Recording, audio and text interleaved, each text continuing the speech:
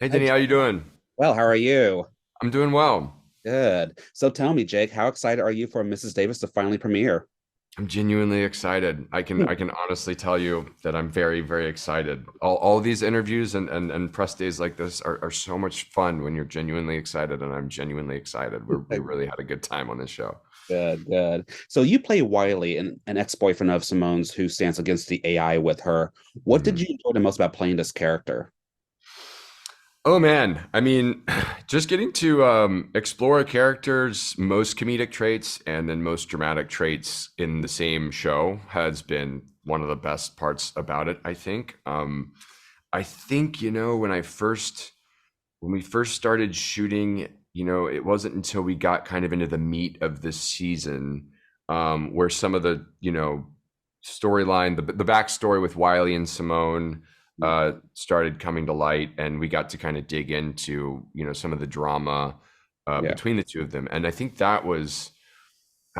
probably because there's so much fun banter, and the show lives in such a hyper realistic universe where there's, Looney Tune-esque things going on, giant magnifying glasses, exploding jam on nuns, big rocks that, are on a hydraulic, hinge, that, the ability to take it then to a dramatic place with these characters was a surprise. And honestly, it's a testament, obviously, to Tara and Damon, but really to Betty.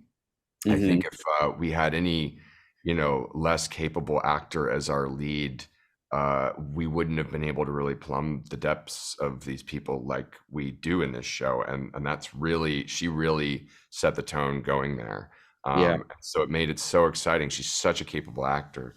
And it was able to, I mean, she's hilarious, but at the same time can break your heart and really keep it real. And it's a real kind of magic that she has that was infectious. And so yeah, to answer your question, I mean, that was probably my favorite part about playing the characters, that we all got to go see, softer sides of these otherwise kind of cartoons, Yeah.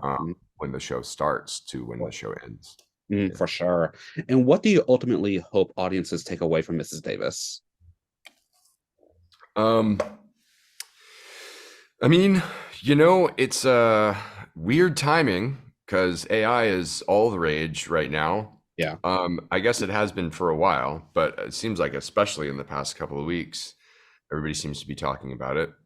Um, so I guess the larger themes of the show, with like, even though, a benevolent AI could solve a lot of the world's problems, there's a lot of sacrifice with, faith, Yeah. and there's a big magical element of our show, that AI and just an access to complete, all-encompassing information kind of demystifies, what we used to regard as magic. So those themes are fun to think about. But I think honestly, I mean, what I took away from it really, and what I got from reading the script that made me so excited about it, is just that there's really nothing like it. I mean, Yeah. it really does just bounce around from genre to genre to genre to genre all in one show.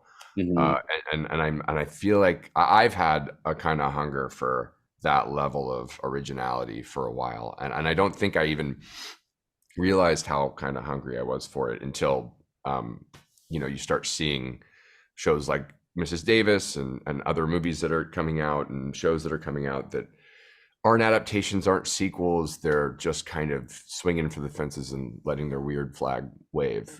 That's a real fun ride to go on. For sure. There's so many elements to this show. Yeah, yeah, Yeah. Yeah. totally. All right, Jake. Well, that's all I have for you. Thank you so much for talking with me today. Of course, yeah. Thank you, man. Thank you. Appreciate it.